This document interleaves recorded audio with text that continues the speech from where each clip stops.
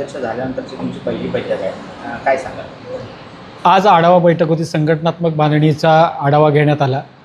त्याचबरोबर पुढची ध्येय धोरणं ठरवण्याच्या दृष्टीनं आजची जवळजवळ मॅरेथॉन बैठक झाली. या बैठकीमध्ये खूप चांगल्या प्रकारचे निर्णय घेऊन संघटना बळकटी करण्यासंदर्भात चांगल्या सकारात्मक चर्चा झालेली आहे. काही लोक पक्ष संपवण्याचं काम करत होते आणि त्या संदर्भात त्यांना बाजूला करा, नाही तर आम्ही स्वतःहून बाजूला होतो, अशी आमची भूमिका होती. आणि पक्षाचं नुकसान होऊ नये आणि स्वाभिमान सगळ्यात महत्त्वाचा असतो पदापेक्षा, त्यामुळे आपण राजीनामा त्यावेळेला दिला होता. आता स्वतः राज ठाकरेंनी तुम्हाला बोलवून नियुक्तीपत्र दिलं, काय कसं सांगाल, काय पुढचं कारवाई कशा पद्धतीने असेल? आदरणीय राजसाहेबांनी तर मला उपतालुका अध्यक्ष असल्यापासूनचं दिलेलं पाठबळ आहे ते फार मोठं आहे.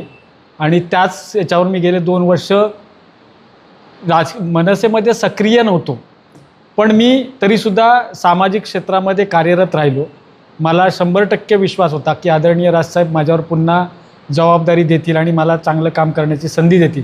त्याप्रमाणे दिलेलं आहे आणि त्या संधीचं मी 100% सोनं करण्याच्या दृष्टीनं प्रयत्न करणार. राजकीय प्रश्न असा आहे की मागच्या वेळी वैभव खेडेकरांनी म्हटले होते की राजसाहेब महामार्गाच्या पाहणीसाठी येणार आहेत, परंतु पाहणी कसली करणार, कारण 90% आमचं काम पूर्ण झालेलं आहे. त्यावरती तुम्ही काय सांगाल? ॲक्च्युली त्यांनी काय म्हणावं, मुळात त्यांचे दिवस कोणी आले. आज ज्या पद्धतीनं फिरला जातो त्याला फक्त एकमेव राजसाहेबांचा हात खांद्यावर होता.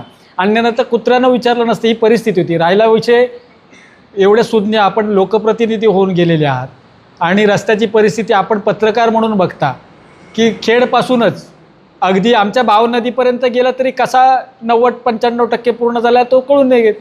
अनेक ॲक्सिडेंट होत आहेत, अपघात होत आहेत. आजही माझं म्हणणं आहे लांब जायची गरजच नाही.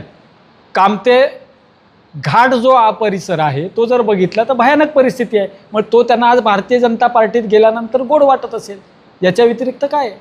मुळात राजसाहेबांबाबत त्यांनी बोलण्याचा त्यांना अधिकार नाही आहे, कारण की आजचं जे वैभव आहे सगळं ते राजसाहेबांमुळे, त्यामुळे त्यांच्या बाबतीत त्यांनी बोलूच नाही.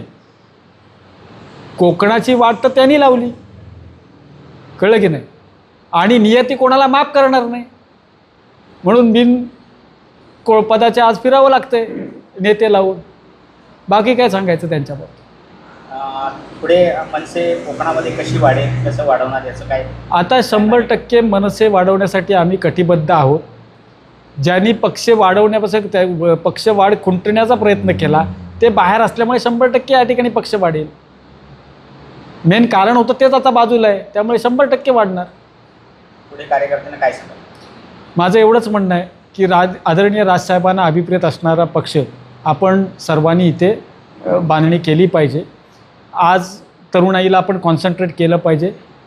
बहुतांश तरुणाई ही आता तुम्हालाही माहिती आहे पत्रकार म्हणून, म्हणजे मी त्याच्यावर काम गेले कित्येक दिवस करतो आहे की व्यसनाधीन होते.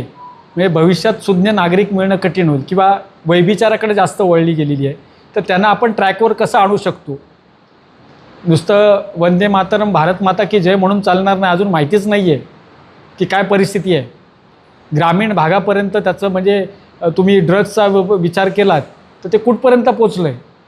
भयानक परिस्थिती आहे. म्हणजे उद्या सैन्यात आम्हाला युवक मिळतील का अशी परिस्थिती निर्माण झालेली आहे. तर त्याच्यावर आपण कॉन्सन्ट्रेट करणं गरजेचं आहे आणि यंग जनरेशनला आपण डोळ्यासमोर ठेवून चांगलं काम म्हणजे क्रांतिकारक निर्माण करण्याचं काम 100% करू मनसेचं.